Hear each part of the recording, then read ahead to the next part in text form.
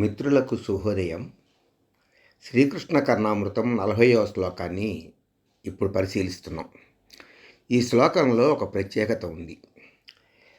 శ్రీకృష్ణుణ్ణి లీలాసుకుడు రకరకాల సంబోధనలతో సంబోధిస్తూ ఆ సంబోధనల్లో ఉన్నటువంటి అంతర్గత భావాన్ని ఆయన మళ్ళీ ప్రశ్న వేసుకుని దాని మీద మరొక సంబోధనని తయారు చేసుకుంటూ చివరికి అసలు నీవు నా కళ్ళకు ఎప్పుడు కనిపిస్తావో చెప్పమని నిలదీస్తున్నాడు కృష్ణ పరమాత్మని మహాభక్తివరుడైనటువంటి లీలాసుకుడు. హే దేవ, హే దయిత, హే జగదేక బంధో, హే కృష్ణ, హే చపల, హే కరుణైక సింధో, హే నాథ, హే రమణ, హే నయనాభిరామ, హా హా కదానుభవితాసి పదం దృశోర్మి.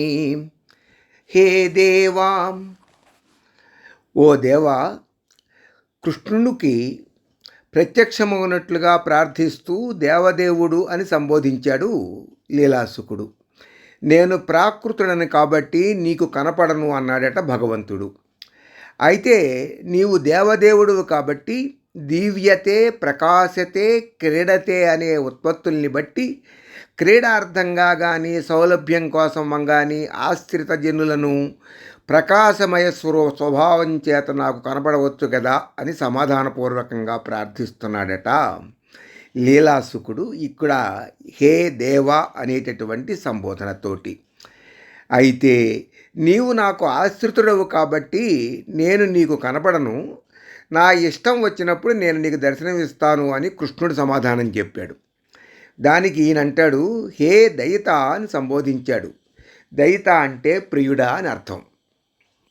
సమే ప్రియ అనేటటువంటి ఉత్పత్తిని బట్టి నిన్ను ఎవరు ప్రియునిగా చూస్తారో నీవు వారికి ప్రియుడవు కాబట్టి నాకు నీవు కనపడాలి అని ప్రభువుని అడిగాడు కవి. ప్రియులు అనేకులు ఉంటారు కాబట్టి అందరి యందు నేను ఎలా ప్రీతిగా ఉంటాను అని సంబోధించాడట కృష్ణుడు.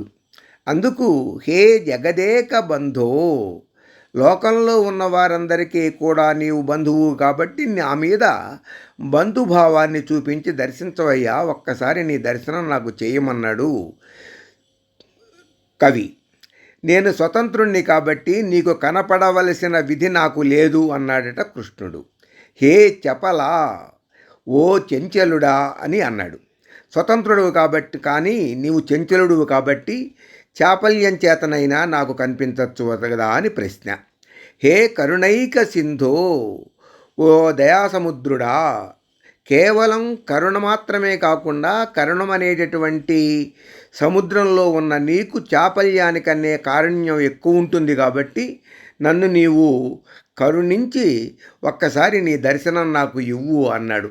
హే నాథ, ఓ స్వామి, నేను నీకు సేవకుడిని, నేను నీ సొమ్ముని చూసుకునే బాధ్యత నీకు ఉంటుంది కదా అని మళ్ళీ ప్రశ్నించాడు. దానికి నీవు నా సొమ్ము కాబట్టి నేను కోరినప్పుడు నీకు కనపడను, నేను కోరుకున్నప్పుడు నీకు కనిపిస్తాను అన్నాడట కృష్ణుడు. హే రమణ అన్నాడు. రమణ అంటే రమించుచుండువాడవి కాబట్టి నన్ను రమింపచేయటానికి నీవు నాకు కనపడవచ్చు కదా అని అడిగాడట లీలాసుకుడు. నేను రమించువాడనైతేనేని నీ హృదయమునందు రమిస్తాను కానీ నీ కళ్ళకు ఎందుకు కనిపిస్తాను అన్నాడు కృష్ణుడు.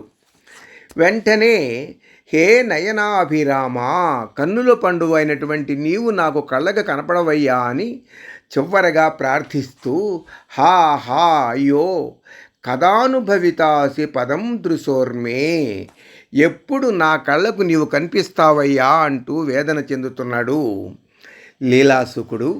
దీనికి తెలుగు పద్యం కూడా అలాగే నిర్ణయించబడింది.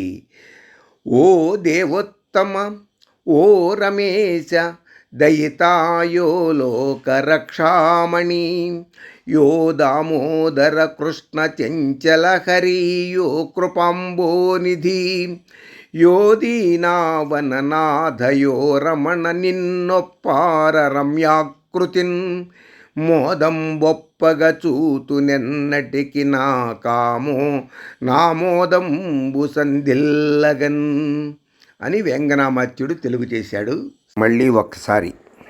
ఓ దేవోత్తమ యో రమేశ దయితా యో లోకరక్షామణి యో దామోదర కృష్ణ చెంచల హరి యో కృపాంబోనిధి యో దీనావన నాథయో రమణ నిన్నొప్పారు రమ్యాకృతిన్ మోదం బొప్పగ చూతునెన్నటికి నా మోదంబు సందిల్లగన్. స్వస్తి.